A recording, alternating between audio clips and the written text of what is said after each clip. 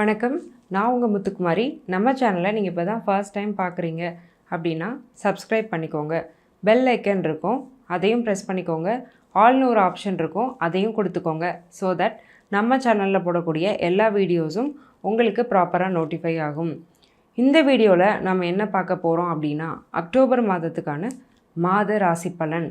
அது என்ன மாத ராசி பலன் அப்படின்னு கேட்டிங்கன்னா, வருடக்கோள்களான சூரியன், குரு, கேது, ராகு எல்லாம் அதே இடத்துல இருக்கிறாங்க.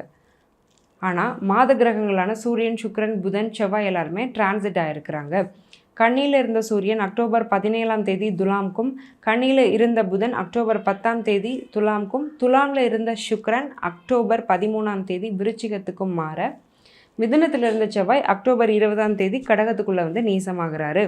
இந்த மாதக்கோள்களான 4 கிரகங்களுடைய டிரான்சிட் அப்படிங்கிறது என்ன மாதிரியான உளவியல் மாற்றம், வாழ்வியல் மாற்றம், பொருளாதார மாற்றம் அப்படிங்கிறத ஒவ்வொரு ராசிக்கும் கொடுத்துட்ருக்கு, கொடுக்க போகுது அப்படிங்கிறது இந்த பர்டிகுலராக அக்டோபர் மந்த்துக்கு எப்படி இருக்குது அப்படிங்கிறது தான் நம்ம பார்க்க போகிறோம்.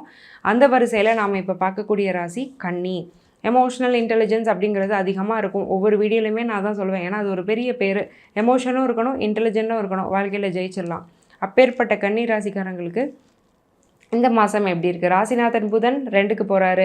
2 புதனுடைய ரொம்ப ஃபேவரேட்டான சுக்கிரனுடைய வீடு. ஸோ கன்னி நல்லா தான் இருக்கிறாங்க, எந்த பிரச்சனையும் இல்லை. என்ன பிரச்சனை வந்தாலும் ஈஸியாக சமாளிக்கிறாங்க. பிரச்சனை வருது, வராமல் இல்லை, சமாளிக்கிறோம், சமாளிக்காமல் இல்லை, பட் சுமூகமாக சமாளிச்சிடுறோம். ஒரு என்ன சொல்கிறது, ஒரு கேக் வாக் மாதிரி தான் போயிட்டுருக்கிறீங்க பல மாதமாக. அதுக்கு முக்கியமான காரணம் 6ஆம் இடத்துல இருக்கக்கூடிய சனி பயிற்சி அப்படிங்கிறது ரொம்ப ஃபேவரபிள். அதே மாதிரி குருவும் பாதகம் பண்ணலை. குரு யார்? 7ஆம் அதிபதி தான். ஆல்ரெடி ரொம்ப ஒன்றும் நல்லவர் கிடையாது. அவர் 9ஆம் இடத்துக்கு போயிருக்கிறாரு, பாக்ய குரு. ஆனாலும் அவர் எந்த பாதகத்தையும் அங்கே பண்ணலை. குருவுடைய பார்வை அப்படிங்கிறது நல்லா இருக்குது. குருவுடைய பார்வை இன்ஃபேக்ட் ராசிக்கே விழுது. ராசியில் இருக்கிறது கேது. ராகு இருந்தால் கூட சில காம்ப்ளிகேஷன்ஸ் இருக்கும். கேது இருக்கும்போது ஞானம், தேடல் அப்படிங்கிற வழியில் போயிடுவீங்க. நீங்களே ஒரு சித்தர் மாதிரி உணர ஆரம்பிச்சிருவீங்க. நிறைய செல்ஃப் டிசிப்ளின் அப்படிங்கிறத வளர்க்க ஆரம்பிச்சிருவீங்க. ரீசர்ச் பிளானட் தான் கேது. அப்போ நிறைய விஷயங்களை ஆராய்வீங்க, நிறைய விஷயங்களை தெரிஞ்சிக்க ஆரம்பிப்பீங்க. அறிவு வளரும். பொதுவாக கேது வந்து ராசியில் இருக்கும் பட்சத்தில். அப்போது இந்த அக்டோபர் மந்த்துமே ரொம்ப ஃபேவரபுளாக தான் இருக்குது. ராசிநாதன் 2ல் இருக்கும்போது பணம், பொருளாதாரம், குடும்பம் இந்த 3லேயும் ரொம்ப கன்சர்ன்டாக இருப்பீங்க. பணம் சேர்க்கணும், ஒரு பொருளாதாரம் வேணும், பொருளாதார அந்தஸ்து அப்படிங்கிறது சொசைட்டியில் வேணும், நம்ம குடும்பம் நல்லா இருக்கணும். இந்த ஒரு எண்ணம் அப்படிங்கிறது அக்டோபரில் ஸ்ட்ராங்காக இருக்குது. நல்ல எண்ணம் தானே. ஸோ அப்போ நல்லா தான் இருக்க போகிறீங்க, எந்த பிரச்சனையும் இல்லை. பிஸ்னஸ் பண்ணக்கூடிய கன்னிராசிக்காரங்களுக்கு எப்படி இருக்குது அப்படின்னு கேட்டிங்கன்னா, 6ஆம் இடத்துல சனி இருக்கிறதுனால எந்த தப்பும் இல்லைங்க. ஸோ நீங்கள் ஒரு சொந்த தொழில் பண்ணுறீங்க, இல்லை செல்ஃப் எம்ப்ளாய்டாக இருக்கீங்க, ஏதோ ஒரு ஃப்ரீலான்சிங் மாதிரி பண்ணலீங்க, இல்லை ஆன்லைன் டியூட்டராக இருக்கிறீங்க, இல்லை சொந்த பிஸ்னஸ் ஏதோ ஒரு பிஸ்னஸ் பண்ணிகிட்ருக்கீங்கனாலும் நல்லாயிருக்கும். ஏன்னா 6ஆம் இடத்துல ஒரு பாவ கிரகம் இருக்கிறது நல்லது. பொதுவாகவே 3, 6, 11 பாவ கிரகங்களுடைய பிளேஸ்மெண்ட் அப்படிங்கிறது அந்த பாவகத்தை கெடுக்காது, நல்லது தான் செய்யும்.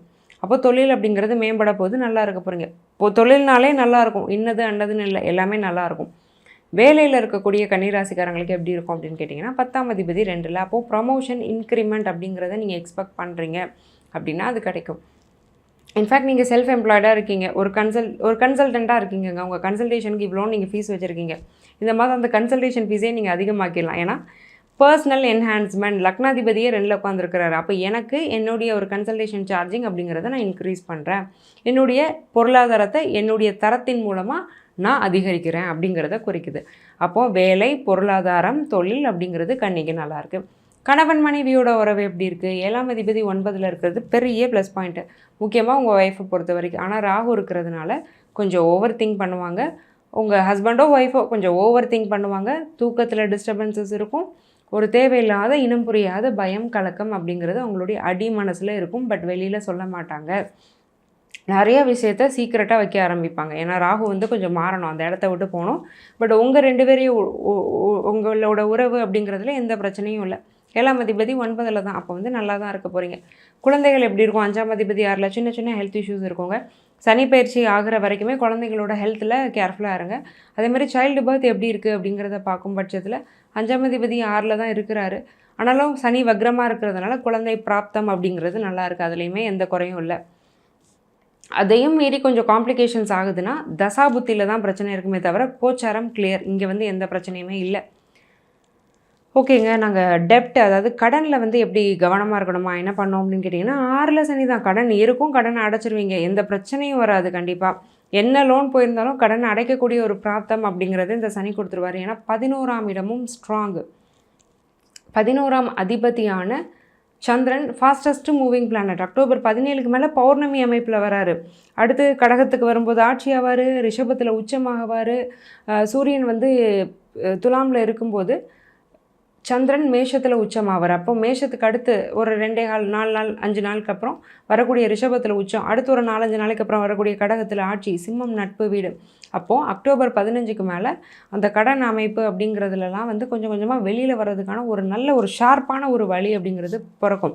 மாதம் மாதம் இவ்வளோ இன்ஸ்டால்மெண்ட் பண்ணிகிட்ருக்கேன், அடுத்த மாதத்துலேருந்து இன்னொரு 5000 10,000 போட்டு இன்ஸ்டால்மெண்ட்டை சீக்கிரமாக முடித்து கடன்லேருந்து வெளியில் வந்துடும் அப்படிங்கிற ஒரு ஸ்பார்க் அப்படிங்கிறது அக்டோபர் 15க்கு மேலே ஸ்ட்ராங்காக கிடைக்கும்.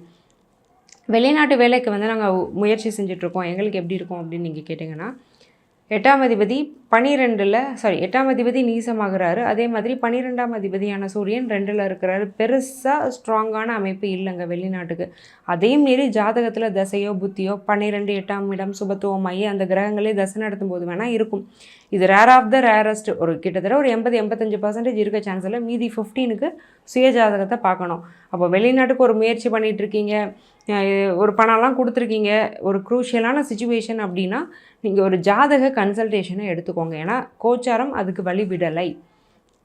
சரி, ஓகேங்க. படிப்பு எப்படி இருக்கும், எஜுகேஷன் எப்படி இருக்கும்னு கேட்டிங்கன்னா, 4ஆம் அதிபதியான குரு பாகியஸ்தானத்தில். அப்போ கல்வி உயர்கல்வி 9 அப்படிங்கிறது உயர்கல்வியை குறிக்கும். யூஜி முடிச்சிருக்கேன், ஒரு பிரேக்கே விட்டுட்டேன், பிஜி பண்ணுறதுக்கான ஒரு ஸ்ட்ராங்கான ஒரு இன்டென்ஷன் கூட எனக்கு கிடையாது. பட் இப்போ பிஜி பண்ணணுங்கிறதுல ஒரு ஆசை வந்திருக்கு. புதன் நல்லா இருக்கிறாரு, பிஹெச்டி கூட நீங்கள் பண்ணலாம். அப்போ ஹையர் ஸ்டடீஸ் அப்படிங்கிறதுக்கான பிராப்தம் ரொம்ப ஸ்ட்ராங்காக இருக்குது. ஹெல்த் இஷ்யூஸ் இருக்குமா? இருக்காது. வந்தாலும் ஒரு ஊசி போட்ட மாதிரி போயிடும். வேறு ஒன்றும் பெரிய ஹெல்த் இஷ்யூஸ்லாம் இருக்காது. ஒரு காய்ச்சல், சளி, தலைவலி இந்த மாதிரி தான் இருக்கிறதுக்கு வாய்ப்பு இருக்குது. ஸோ மெடிக்கல் எக்ஸ்பென்ஸ் அப்படிங்கிறது ரொம்ப ஹையாக இருக்காது. அதேமாதிரி 12ஆம் அதிபதி நல்லா இருக்கும்போது தேவையில்லாத செலவு அப்படிங்கிறது இருக்காது. இன்ஃபேக்ட் செலவு சுருங்கும். ஆல்ரெடி கடன் அடைக்கக்கூடிய பிராப்தம் வர்றதுனால செலவு சுருங்கும். ஒன்று கடன் இருந்தால் கடன் அடைப்பீங்க, அல்லது சேமிப்பீங்க. இந்த 2க்கு தான் வாய்ப்பு இருக்குது. அதனால் எந்த பிரச்சனையுமே இல்லை. ஓகே, ஓவராலாக பார்க்கும்போது கன்னிக்கு ராசிநாதன் 2ல் இருக்கிறாரு. கடன் அடையக்கூடிய யோகம் அப்படிங்கிறது ரொம்பவே ஸ்ட்ராங்காக இருக்குது. ஒரே ஒரு விஷயத்தில் ரொம்ப கவனமாக இருக்கணும். என்னென்னா, சனியுடைய பார்வை என்னதான் இருந்தாலும் 8ஆம் இடத்துல விழுது. எந்த பயமுமே இல்லை. But car driving, vehicle handling, ஷார்ப்பான பொருட்களை யூஸ் பண்ணும்போது, இல்லை நெருப்பு, இந்த மாதிரியான விஷயங்களை கொஞ்சம் கவனமாக இருக்கணும். என்ன சொல்கிறீங்க, எங்களுக்கு பெருசாக ஆக்சிடெண்ட் ஆகிடுமா, உயிரே போயிருமானா? அதெல்லாம் கிடையாது. சும்மா ஸ்கிட் ஆகி கீழே விழுறது, ஒரு கை கால் ஸ்க்ராட்ச் ஆகிறது, கார் எங்கேயாவது போய் இடித்து காரில் டின்ட்டு விழுறது, அல்லது ஏதாவது நெருப்பப்பட்டு கொஞ்சம் சின்னதாக புண்ணாக்கிறது, இந்த மாதிரியான ஒரு இதுக்கு வந்து ஒரு வாய்ப்பு இருக்குது. அதில் மட்டும் கவனமாக இருந்துக்கோங்க. மித்தபடி எல்லாமே ஆல் குட் தான் கன்னிக்கு. இவ்வளோ நேரம் நம்ம பார்த்துட்டு இருந்தது வெறும் ஜென்ரல் ப்ரெடிக்ஷன்ஸ் தாங்க. உங்களுடைய ஜாதகத்துக்கான பிரத்யேகமான பலன் தெரியணும் அப்படின்னா கீழே கொடுத்துருக்க என்னுடைய நம்பருக்கு காண்டாக்ட் பண்ணி ஏன் அப்பாயின்மெண்ட்டை நீங்கள் புக் பண்ணிக்கோங்க. நான் உங்களுக்கு சொல்கிறது எல்லாமே சிம்பிளான லைஃப் ஸ்டைல் ரெமெடிஸ், அதாவது வாழ்வியல் பரிகாரங்கள். நீங்கள் டெய்லி எந்திரிச்சு குளிச்சுட்டு ஸ்கூலுக்கு போகிற மாதிரி உங்கள் வாழ்வியல் மாற்றங்கள்னால செய்யக்கூடிய சில விஷயங்கள் உங்களுடைய தலையெழுத்தையும் கர்மாவையுமே மாற்றும். அதை செஞ்சு பெனிஃபிட் ஆனவங்க நிறைய பேர். அந்த வரிசையில் நீங்களும் இடம்பெறணும்னு நான் மனசார வேண்டிக்கிறேன். ஆல் த வெரி பெஸ்ட் கன்னி. நன்றி, வணக்கம்.